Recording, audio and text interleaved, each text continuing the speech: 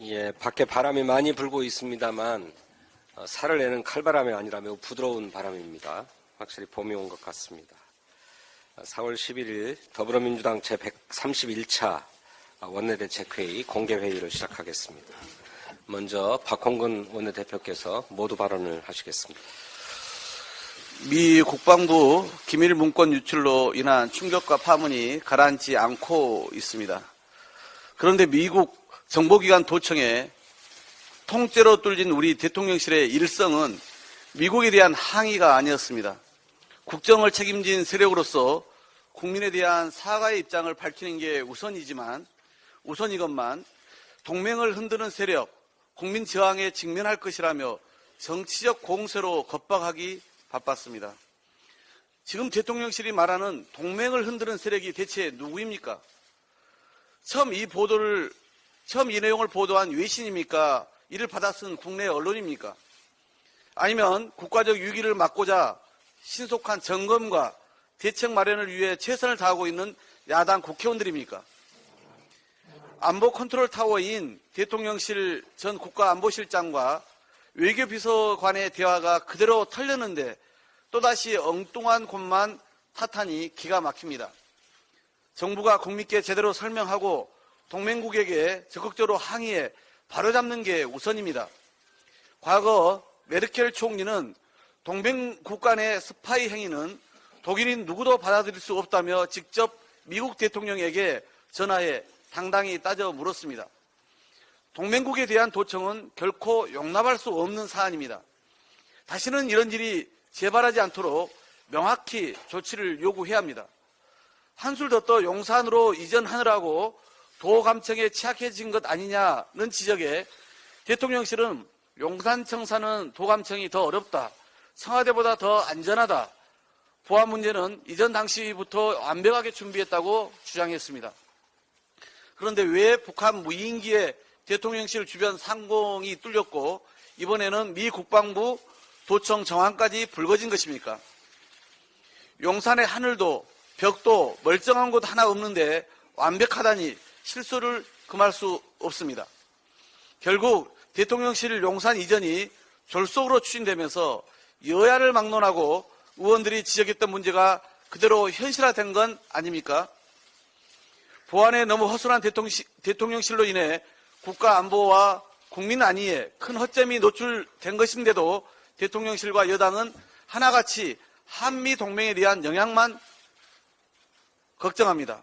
심지어 여당 대표는 제3국 개입설까지 제기하며 전형적인 물타기에 나섰습니다.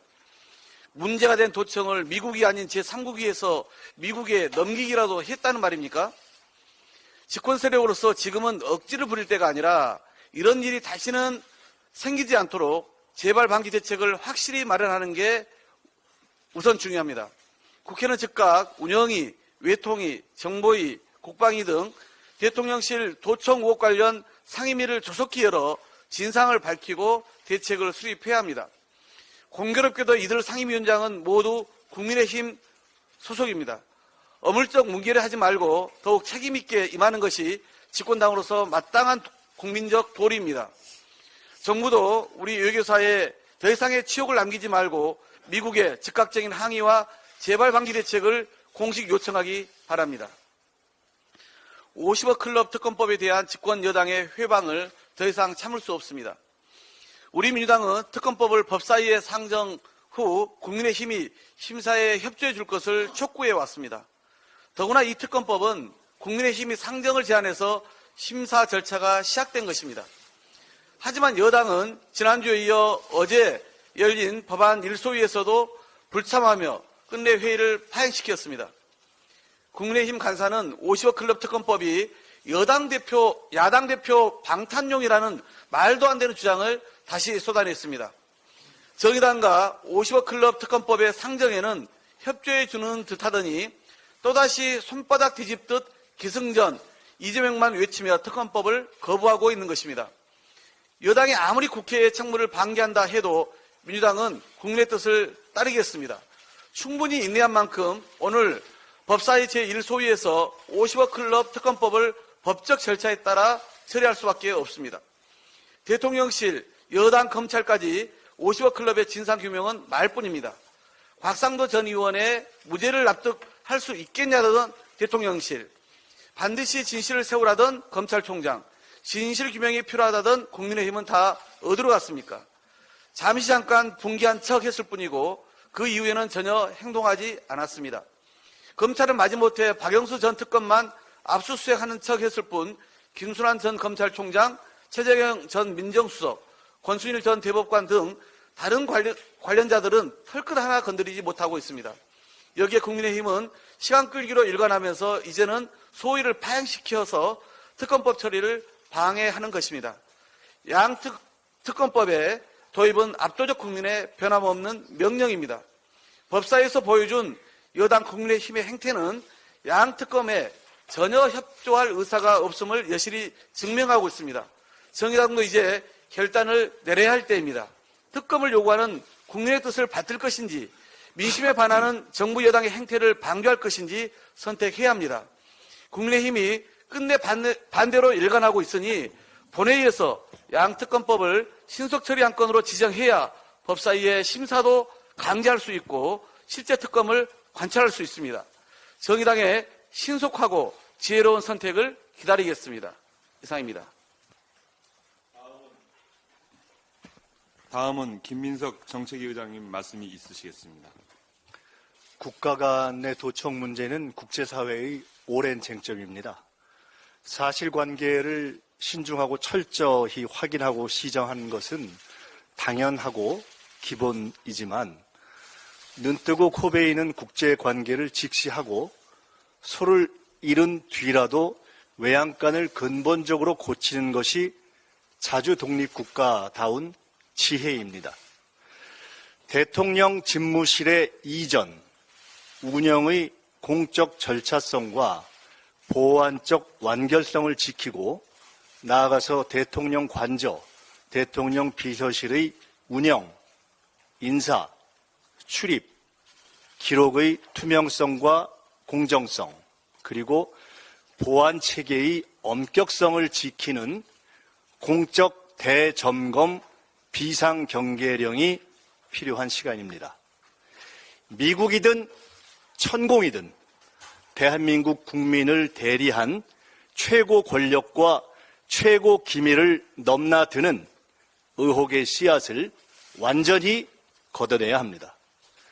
이런 취지를 담아서 대통령 집무실, 대통령 비서실, 대통령 관저의 투명한 공적 운영과 유지에 대한 대통령실 3법을 발의하고 통과시켜서 앞으로 모든 국내외적 불법 기밀 유출에 대비하겠습니다. 정부 여당이 공감하고 협조해 주리라 믿습니다. 외양간을 미리미리 같이 고칩시다. 두 번째로 세수 감소에 경계가 필요합니다. 세수가 예상 외로 줄면 국가 살림도 경기 대응도 재정 안정도 어려워집니다. 정부의 말대로 부동산, 주식 등 자산 세수의 감소, 유류세 인하 요인도 있지만 최근의 세수 감소는 경기 침체가 근본 원인인데 정부가 법인세를 인하한 것이 세수만 줄이고 경기를 못 살리면 결국 정부는 세수 감소에 기름을 부은 것이 됩니다. 지금은 긴장하고 경제정책과 산업정책의 그립을 잡아야 할 때입니다. 반도체, 자동차, 바이오, 콘텐츠, 우주 등 5대 신전략산업 분야에서 위기를 돌파할 담대하고 구체적인 정부의 전략이 안 보입니다. 언제든지 경제난국 돌파와 전략산업 진흥을 위한 여야정 경제자문회의를 여십시오. 아낌없이 아이디어를 드리고 협력하겠습니다. 경제팀은 대통령 방미를 앞두고 돌발적인 도청 상태에 당황하지 말고 반도체뿐만 아니라 특히 바이오, 콘텐츠, 우주 등 새 전략산업 분야에서 담대한 신한미 경제동맹 구상과 대미 제안을 준비하시기 바랍니다. 필요하다면 언제든 공개든 비공개든 대미 협상 준비팀의 자문 요청에 응하겠습니다. 민주당은 집권해봤고 외교 통상전에서 승리해봤고 통상협상의 어려움을 알고 있고 다시 집권을 진지하게 준비하고 있는 당으로서 외교와 경제의 초당적 국민적 해법을 제시해 나가겠습니다.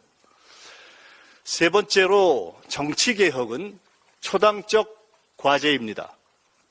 여당이 비당 세력의 당내 개입과 이중당적 문제로 어려움을 겪고 있는 것으로 보입니다. 정당법 42조는 이중당적을 금지하고 있지만 헌법에 보장된 정당 활동의 자유로 인해서 엄격한 파악과 처벌이 어려운 딜레마가 있습니다. 이중당적의 파악, 정리, 근절을 위해서 법 재개정 등 제도 개선 협의를 국민의힘 선관위와 함께할 용의가 있으니 국민의힘이 언제든지 연락해 주시기 바랍니다. 진심으로 비정상적, 비상식적 당외 세력과 단절하고 싶으시다면은 제도를 정비하면 되지 않겠습니까? 서구의 종교개혁 이후 몇백 년이 지났는데 정통교단에서 이단으로 간주되고 있는 비사회적 종교 세력의 정치 농단을 막는 일은 함께 미래 정치를 만들어 가야 할 여야의 초당적 정치개혁 협력 과제가 아니겠습니까? 친일 잔재 청산을 못한 이유로 지식인이나 교계의 신사참배 문제를 정리하지 못하는 것을 지적하는 목소리가 우리 사회에 많이 있습니다. 종교개혁은 종교계의 과제이지만 정치개혁은 정치권의 과제입니다. 여야 정치권이 힘을 합쳐서 개혁해 나갑시다. 정치 극단 폭력 세력에 대한 제도 정비에 대해서 민주당의 문은 언제나 열려 있습니다. 끝으로 간단한 공지사항인데요. 일부 언론에서 민주당 경제위기 대응센터를 경제위기 긴급대응센터로 확대 강화한 것에 대해서 센터장을 경제전문가 홍성국 의원으로 더 전면에 내세우고 긴급대응센터로 이렇게 이름을 강화한 것은 어디까지나 경제위기에 대한 긴급대응과 강화의 성격입니다. 이것을 일부 오해하셔서 실무자도 그대로 성격은 강화됐는데 민주당 정책위가 손을 뗐다 이런 것은 아마 오해에서 비롯된 것 같아서 어제 간담회에 이어서 민주당은 청년 학생 대화를 더욱더 확대 강화해 나가기로 학생단체들과 합의를 해서 앞으로 지속될 것이고 경제에 대한 대응도 더 강화해 나갈 것이다 이렇게 말씀드립니다. 감사합니다. 예, 다음은 정책위 김성주 부의장으로부터 발언이 있겠습니다. 예, 간호법에 대한 국민의힘의 이중 태도. 지금 국회가 해야 할 일은 갈등을 해소하고 다툼을 끝내기 위한 조속한 간호법 제정입니다. 간호법은 지난해 5월 17일 국회 보건복지위원회를 통과했지만 1년이 다 되어가는 지금 국민의힘 반대로 인해 법사위에 발목이 잡혀 있습니다. 오는 13일 제정간호법의 본회의 상정을 앞두고 느닷없이 국민의힘이 대안을 내놓겠다고 합니다. 보건복지상임위에서 여야가 합의한 내용으로 다수가 찬성한 법안에 대해 시간을 끌려는 의도로밖에 볼 수 없습니다. 간호법 제정은 진료, 간호, 돌봄으로 이어지는 국민건강체계를 새롭게 만들자는 것입니다. 국민들의 의료 서비스에 대한 새로운 요구와 갈수록 전문화되는 의료 환경의 변화를 의료법 내에 모두 담을 수 없다는 고민에서 출발한 법입니다. 간호간병 통합서비스가 대표적 사례입니다. 간호법은 의료법 체계를 부정하는가? 아닙니다. 간호사의 업무에 대해 의사, 치과의사, 한의사의 지도하에 시행하는 진료의 보조라는 이 의료법 2조를 그대로 가져왔습니다. 일부에서 우려하는 간호사에 의한 의료기관 단독 개원 가능성은 전혀 없습니다. 간호법은 간호사를 위한 법인가? 간호법이 아니라 간호사법이라면 민주당은 애초 입법에 나서지 않았을 것입니다. 간호의 영역에 대해 명확히 규정함으로써 의사, 간호사, 간호조무사, 의료기사의 역할에 대해 재정립하자는 것입니다. 간호법은 의사의 역할을 대신하고 간호조무사, 임상병리사, 방사선사, 요양보호사의 일자리를 빼앗는 법인가? 아닙니다. 간호법은 의사가 해야 할 일은 의사가, 간호사는 간호에 전념하고 의료기사는 자신의 전문 업무를 하도록 하자는 것입니다. 제정간호법은 타 의료단체의 의견을 반영해 간호법 우선 적용 규정을 삭제했으며 간호조무사협회의 법정단체화 규정까지 마련했습니다. 또한 일부에서 우려하는 간호사의 타 의료직역 업무 침범, 간호사 단독 개원 및 단독 진료 행위 허용은 담겨 있지 않는 내용입니다. 어제 3월 11일 대한간호협회에서 타 직역에 대한 업무 침해는 없을 것이라고 하는 성명을 발표하기도 했습니다. 문제는 간호법에 대한 국민의힘의 태도입니다. 간호법 제정은 민주당과 국민의힘의 지난 대선 공통 공약입니다. 지난 대선에서 더불어민주당은 간호법 제정을 대선 공약으로 내세웠습니다. 윤석열 후보도 22년 1월 대한간호사협회와의 간담회에서 간호법은 3당에서 법안을 발의를 해서 법안이 국회로 오면 국민의힘 의원들께 잘 부탁을 드리겠다고 했습니다. 그런데 윤석열 대통령이 국민의힘에 부탁을 안 한 건지 국민의힘은 요지부동입니다. 간호법은 21년 8월 국회 공청회를 시작으로 2년에 걸쳐서 법안 소위를 21년 8월, 21년 11월, 22년 2월, 22년 4월, 22년 5월 모두 4차례 개최하는 수많은 논의를 거쳐서 최종적으로 대안을 마련했습니다. 이 과정에서 여야는 함께 이견과 쟁점을 확인했고 치열한 토론도 거쳤습니다. 이 과정에서 간호사 회장과 간호조무사 회장이 나란히 보건복지위에 출석해서 자신들의 입장을 밝히기도 했습니다. 또한 지난 2월 9일 간호법 본회의 직회부 문제를 놓고 보건복지 전체회의에서 투표를 한 결과 총 16명이 찬성해서 통과된 것입니다. 더불어민주당의 의석은 14석이니 여당에서도 찬성표를 던진 것입니다.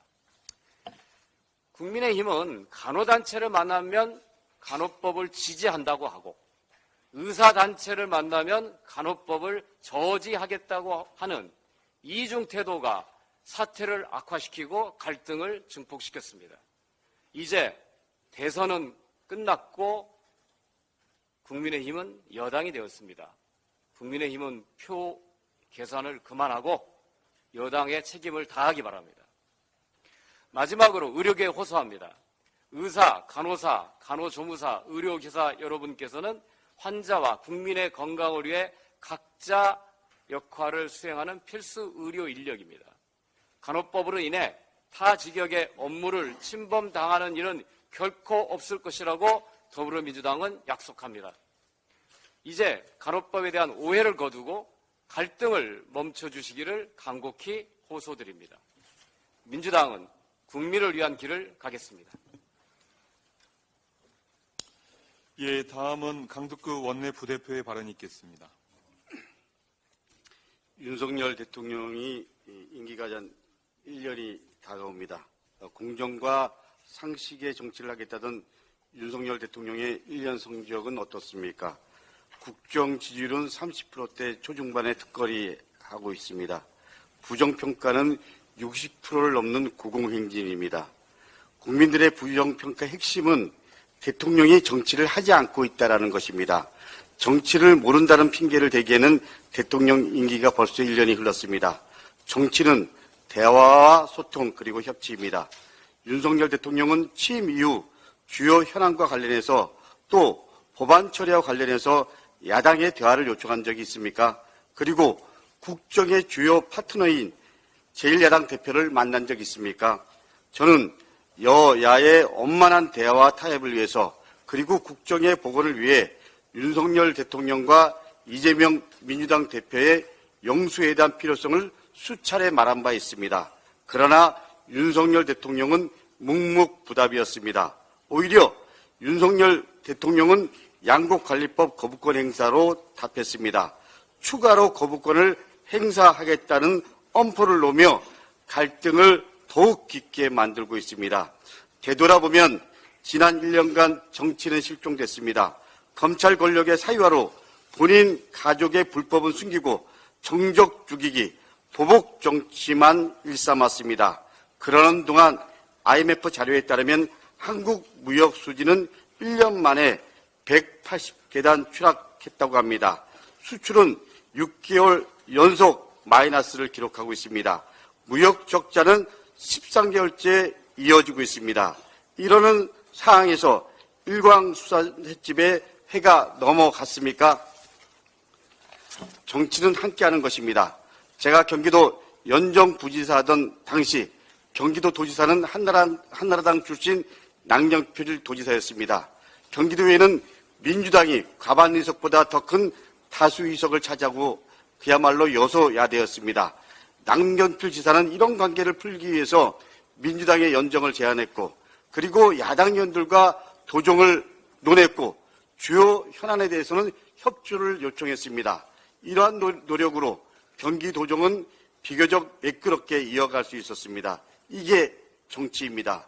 윤석열 대통령의 모습은 어떻습니까? 정치는 실종됐습니다. 제1야당 민주당을 철저하게 무시합니다. 여당을 하수인 취급하고 있습니다. 한마디로 독재 정치의 길로 가고 있습니다. 지금 대한민국의 가장 큰 위기는 무능한 대통령 그리고 정치의 실종입니다. 국회의원으로서 그리고 국민 입장에서 윤석열 대통령에게 경고합니다. 고집과 독선의 지도자는 갈 곳이 정해져 있습니다. 전두환, 노태우, 이명박, 박근혜 대통령의 전철을 밟지 마십시오. 대통령 임기 5년이 뭐가 대단하다고 너무 겁이 없어요. 바로 윤석열 대통령 스스로가 한 발언입니다. 다시 한번 본인 스스로가 한 말을 되새기길 바랍니다. 이상으로 제가 한 말씀만 더 드릴게요. 오늘 여당 국민의힘이 간호법과 의료법 등을 놓고 지난 당정 논의에 따라 이 보건의료단체들과의 간담회가 있다고 이렇게 예고하지 않았습니까? 제가 며칠 전에도 말씀드렸습니다만은 분명히 다시 언급을 합니다. 우선 이 두 개의 법은 보건복지위원회에서 만장일치로 처리된 법들입니다. 민주당이 단독으로 처리한 것들이 아닙니다. 이미 총 7개의 법 중에서 7개 법 중에서 하나는 법사위에서 처리해서 지난번에 본회의에서 처리가 된 것이고요. 나머지 법들이 있는 것인데 그중에서 의료법을 포함한 5가지는 만장일치였고요. 그 다음에 간호법 같은 경우는 국민의힘 의원들이 토론하다가 퇴장하고 국민의힘 의원들이 좀 남아있었습니다. 남은 의원들이 있는 가운데서 표결해서 남아있는 의원들이 만장일치로 처리를 한 것입니다. 더구나 아까 우리 김성주 수석께서 말씀하신 것처럼 여야 대통령 후보가 간호법은 제정하겠다라고 이렇게 이야기를 했습니다. 그래서 제가 지금 강조하는 부분은 이런 겁니다. 첫 번째, 이것은 민주당만이 단독으로 처리해온 법안이 아니다. 여야가 그동안 상임위에서 합의해서 처리한 것이다. 두 번째, 직회부를 결정할 때도 여당이 다 들어왔습니다. 그래서 어떻게 할까요? 해가지고 결국은 표결 처리하는 걸로 합의해서 다 표결로 본회의에 직회부를 한 것입니다. 그렇기 때문에 이 절차를 법사위가 너무 심사를 장기간 지연시켜 왔기 때문에 이렇게 해왔다는 것이고요.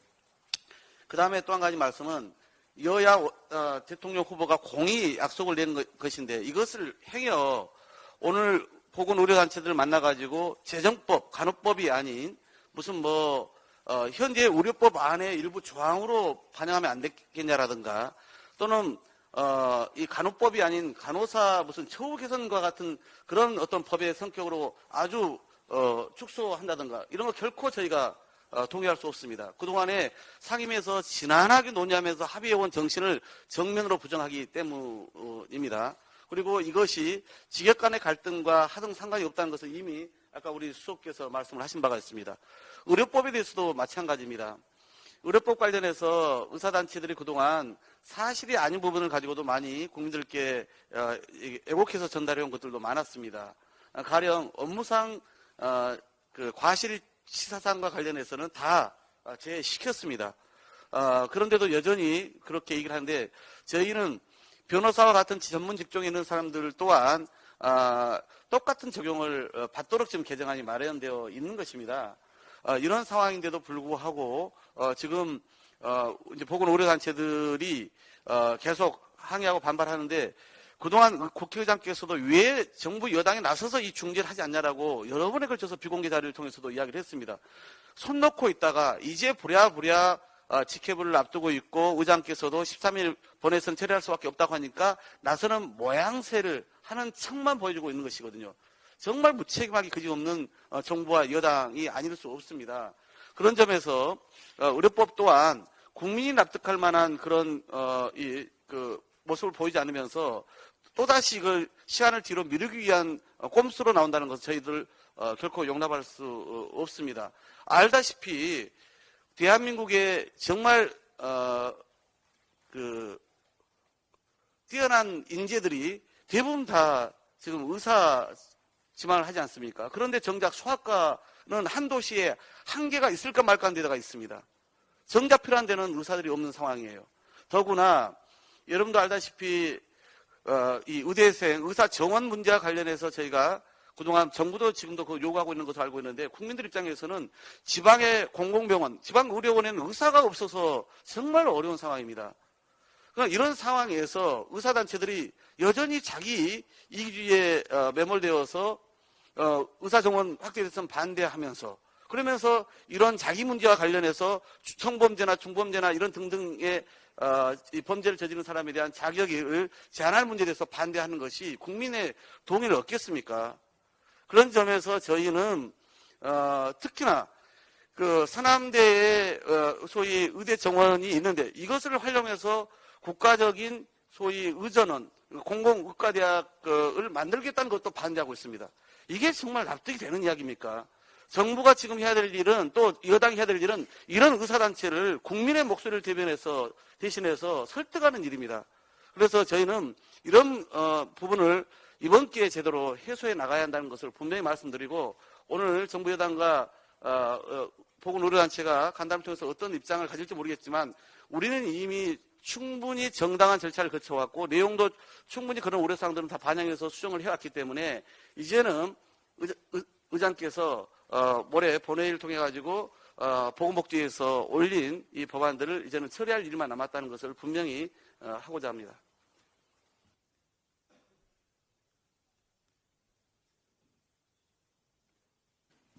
이상으로 제 131차 원내대책회의를 마치도록 하겠습니다.